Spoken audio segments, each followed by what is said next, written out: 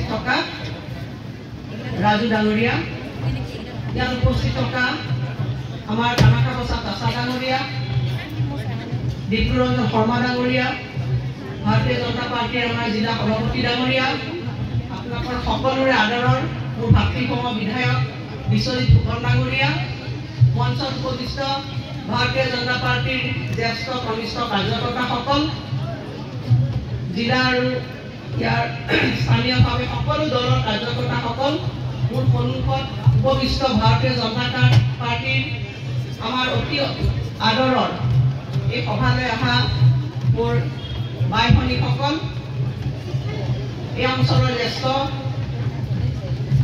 কনিষ্ঠ সকলো কাৰ্যকৰ্তাসকল, সুধীবৃন্দ, আজিৰ দিনটো আমাৰ জিলাখনৰ কাৰণে, ভাৰতীয় জনতা পাৰ্টীৰ আমাৰ দলটোৰ পৰিয়ালৰ কাৰণে এটা অতি গৌৰৱৰ দিন। কাৰণ আজি আমাৰ পৰিয়ালটো এটা নতুন বৃহৎ সংযোগ হৈছে আৰু সঁচাকৈয়ে সৰুপথাৰ সমষ্টিত আজি 4টাকে নতুন ভাৰতীয় জনতা পাৰ্টীৰ এইটো সংযোজনে 4টা কাৰ্যালয় দলটোত সংযোজিত হৈছে। এইটো আচলতে এটা সঁচাকৈ দলটোৰ কাৰণে অতি আনন্দৰ কথা আৰু আমাৰ সকলোৱে ভাৰতীয় জনতা পাৰ্টীৰ পৰিয়ালৰ কাৰণে গৌৰৱৰ কথা। আৰু এইকাৰণে মই ভাৰতীয় জনতা পাৰ্টী ইয়াৰ সৰুপথাৰৰ সকলো দলৰ কাৰ্যকৰ্তা আৰু আমাৰ দলটোক নেতৃত্ব দিয়া আপোনালোকৰ বিধায়ক বিশ্বজিৎ ফুকন ডাঙৰীয়াক আমি সকলোৱে শলাগ লৈছোঁ আৰু মই জ্যেষ্ঠ ভগ্নী হিচাপে আশীৰ্বাদ দিছোঁ। আৰু আজি অসমত আমি দেখিছোঁ 4টা কাৰ্যালয় গোটেই সম্পূৰ্ণ কৰিব পৰা নাই, মই নিজেও কৰিব পৰা নাই। গতিকে আজি এজন কনিষ্ঠ বিধায়কে আমাৰ জ্যেষ্ঠসকলক আমাক শিক্ষা দিছে, এইটো বৰ ডাঙৰ কথা আৰু সেই শিক্ষা ল'বলৈ পাই আমি আনন্দিত হৈছোঁ। গতিকে মই সঁচাকৈ এই শুভ মুহূৰ্তত সকলোকে শুভকামনা জনাইছোঁ যে এইটো এটা গৃহ নহয়, ভাৰতীয় জনতা পাৰ্টীৰ কাৰণে যেতিয়া দলৰ কাৰ্যালয় হয় তাক মন্দিৰ বুলি কয়।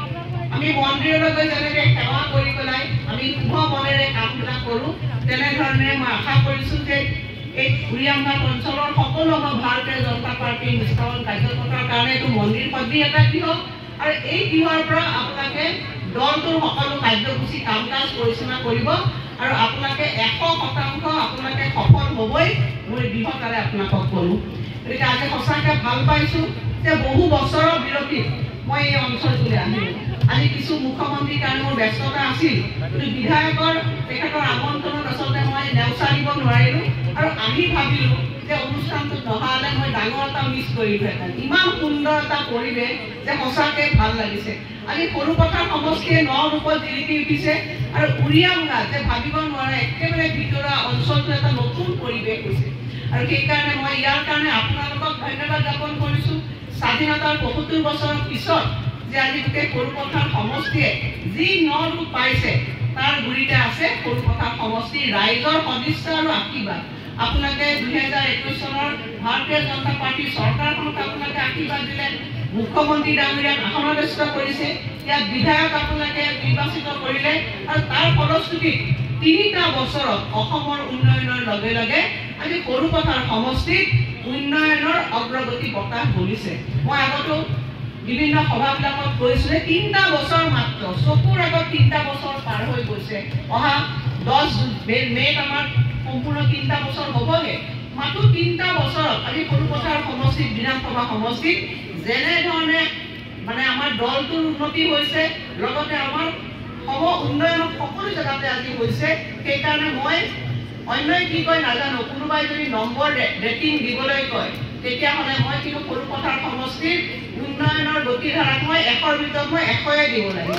ইমান সুন্দৰভাৱে আপোনালোকৰ সহযোগিতাত ইয়াৰ কাম কাজবিলাক হৈছে, ৰাস্তা পদূলি হৈছে বা খোৱা পানী, বিজুলী বাতি, যিমানখিনি আধুনিক সুন্দৰভাৱে আজি ইয়াত প্ৰকল্পবিলাক নিৰ্মাণ হৈছে, সুন্দৰ ষ্টেজ নিৰ্মাণ হৈছে। গতিকে আপোনালোকে নিজে স্বচ্ছভাৱে গোটেইখিনি প্ৰত্যক্ষ কৰিছে। গতিকে মই আশা কৰিছোঁ যে আহিব লগা সময়ছোৱাত আমি আৰু সুন্দৰভাৱে এই সমষ্টিটো পৰিচালনা কৰিব লাগিব আৰু সংসদীয় নিৰ্বাচন যি আছে এই সংসদীয় নিৰ্বাচনত আমি এটা সিদ্ধান্ত গ্ৰহণ কৰিব লাগিব। এই সিদ্ধান্তটো কি, আমি আপোনালোকৰ ওচৰলৈ আহিছোঁ যে প্ৰধানমন্ত্ৰী নৰেন্দ্ৰ মোদী ডাঙৰীয়াক 3য়বাৰৰ বাবে পুনৰ প্ৰধানমন্ত্ৰী নিৰ্বাচিত কৰিব লাগিব। কৰিম নে নাই কওক? মইতো বিশ্বজিৎ ফুকন ডাঙৰীয়াক যেতিয়াই কৈছোঁ তেতিয়া মোক দেখিলে অলপ ভয় লাগি যায়। কিয় ভয় লাগি যায়? 5টা বিধানসভা সমষ্টিত মই কৈয়ে দিছোঁ চবতকৈ বেছি কিজানি সৰুপথাৰ সমষ্টি বিধায়কে বেছি কৰিব দিবনে নাই? এতিয়া মই আজি আপোনালোকক কৈ গ'লোঁ যে সৰুপথাৰ বিধানসভা সমষ্টিৰ আপোনালোকে চবতকৈ বেছি ভোট দিয়ক আৰু ময়ো চৰকাৰৰ এবাৰ প্ৰতিনিধি হিচাপে যিমান বেছিকৈ কাম কৰিব পাৰোঁ আপোনালোকৰ সমষ্টিত কৰিম, সেইখিনি মই প্ৰতিশ্ৰুতি দিম। ভালকৈ কাম কৰিলে ভাল লাগে। মই আজি 5টা বিধানসভা 5টা বছৰ 25 বছৰ মই গোলাঘাটত বিধানসভাৰ পৰা নিৰ্বাচিত হৈ আছোঁ একেৰাহে। তেতিয়া মোৰ প্ৰথমৰ পৰা এটা সপোন আছিল যে গোলাঘাট জিলাখন আগুৱাই যাব লাগে। কেৱল মোৰ নিজা সমষ্টিটো নহয়, গোটেই জিলাখন আগুৱাই যাব লাগে। সেই আশা মোৰ এইবাৰ বিশ্বজিৎ ফুকন ডাঙৰীয়াই পূৰণ কৰি দেখুৱাইছে আৰু সেইকাৰণে মই যেতিয়াই মাতো তেতিয়াই গুচি আহোঁ। মনটো ভাল লাগে। ইয়াত এটা দিন কটাব পাৰিলে ভাল লাগে।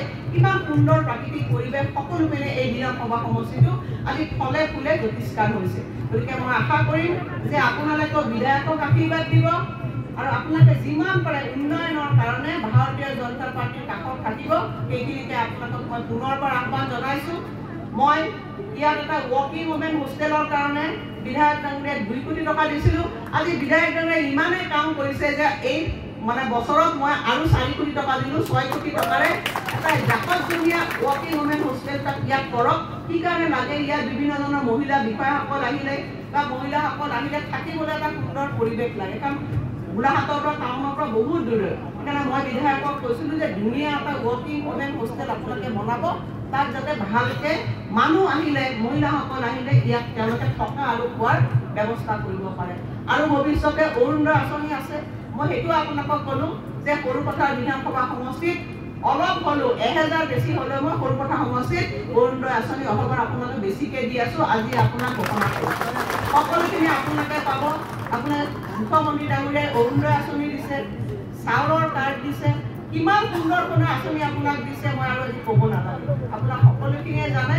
গতিকে আশা কৰিছোঁ যে আপোনালোকৰ সদিচ্ছাৰে যি নিৰ্বাচন আহি আছে, আমাৰ দলটোৰ প্ৰাৰ্থী হৈছে কামাখ্যা প্ৰসাদ কাছা ডাঙৰীয়া। কাছা ডাঙৰীয়াকে এবাৰ ৰাইজৰ আশীৰ্বাদ ল'বৰ কাৰণে অনুৰোধ জনাইছোঁ। এখেতে আমাৰ ৰাষ্ট্ৰীয় সম্পাদক আৰু তেওঁলোকে সাংসদ হৈ আছে ওপৰ সদনৰ। এতিয়া আমাৰ লোকসভাৰ প্ৰাৰ্থী কামাখ্যা প্ৰসাদ কাছা ডাঙৰীয়া আৰু বিশ্বজিৎ ফুকন ডাঙৰীয়া, মই আৰু আমাৰ 3জন বিধায়ক আছে। 5জন বিধায়কে মুখ্যমন্ত্ৰী ডাঙৰীয়াক আমি কৈ আহিছোঁ যে আমাৰ গোলাঘাট জিলাৰ পৰা চবতকৈ বেছি কাছা ডাঙৰীয়াকে ভোট দিম। এতিয়া ভোট দিম বুলি ক'লোৱে নহয়, কৈ দিয়াৰ লগে লগে কাছা ডাঙৰীয়া জিকিব, নিৰ্বাচিত খাটাম। কাছা ডাঙৰীয়া আমাক যিখিনি পইচা আছে বা দিল্লীৰ পৰা কেন্দ্ৰৰ পৰা তেখেতে আমাক খুজি আনি দিব। আৰু আমি আপোনাক কথা দিছোঁ যে মুখ্যমন্ত্ৰী ডাঙৰীয়াৰ নেতৃত্বত অসম আজি আগুৱাই গৈছে আৰু সকলো জিলাই সমভাৱে আজি উন্নতি হৈছে। গতিকে মই বিশেষ নকওঁ, পুনৰ আপোনালোকৰ ওচৰলৈ আহিম আৰু আপোনালোকে আহ্বান দি থৈ গ'লোঁ। কাইলৈ মুখ্যমন্ত্ৰী ডাঙৰীয়া গোলাঘাট সদৰলৈ আহিব, বিকাশৰ যাত্ৰাত তেখেতে অংশগ্ৰহণ কৰিব আৰু সেই যাত্ৰাত গোটেই গোলাঘাট জিলাখনৰ কাৰণে 750 কোটি টকাৰ নতুন নতুন আঁচনি তেখেতে আনিছে। গতিকে মই সকলোকে আমন্ত্ৰণ জনাইছোঁ, কাইলৈ আপোনালোকে পাৰিলে ইয়াৰ পৰা অংশগ্ৰহণ কৰক। কাইলৈ সুন্দৰ এখন সভা আমি তাত পাতিছোঁ। পিছত কেতিয়াবা আকৌ সময় পালে মই আপোনালোকৰ ওচৰলৈ আহিম, আপোনালোকৰ সমস্যাৰ বিধায়কৰ লগতে ময়ো বুজ ল'ম। গতিকে অসমখন আগুৱাই যোৱাৰ ক্ষেত্ৰত এই অঞ্চলৰ লোকে এটা প্ৰহৰীৰ নিচিনাকৈ আপোনালোকে যেনেধৰণে কাম কৰিছে, সঁচাকৈ মই দেখি আপ্লুত হৈছোঁ। পুনৰবাৰ দলৰ কাৰ্যকৰ্তাসকলক মই আহ্বান জনাইছোঁ যে আপোনালোকে 24/7 দলটোৰ কাৰণে কাম কৰি নিৰ্বাচনত আপোনালোকে অংশগ্ৰহণ কৰিব। ইমান সুন্দৰ আপোনালোকে ভৱন পাইছে, এই ভৱনৰ আপোনালোকে সম্পূৰ্ণভাৱে ইয়াত প্ৰয়োগ কৰি পেলাই দলটোক আৰু শক্তিশালী কৰিব। এইখিনি কথাৰে মই আজি ইমান সুন্দৰ ভৱনটোৰ উদ্বোধনী কৰিলোঁ। এতিয়া এটা শ্লোগান আপোনাক দিব বিচাৰিছোঁ। হাততালিবিলাক অলপ কম কমকৈ হৈছে, সকলোৰে কাৰণে থিয় হওক আৰু এটা শ্লোগান আপোনালোকে দিব। থিয় হওক চবকে। ইয়াৰ মানুহবিলাক মহিলা শক্তিশালী হ'ব লাগিবনে নাই? ভাৰত মাতা কি, ভাৰত মাতা কি।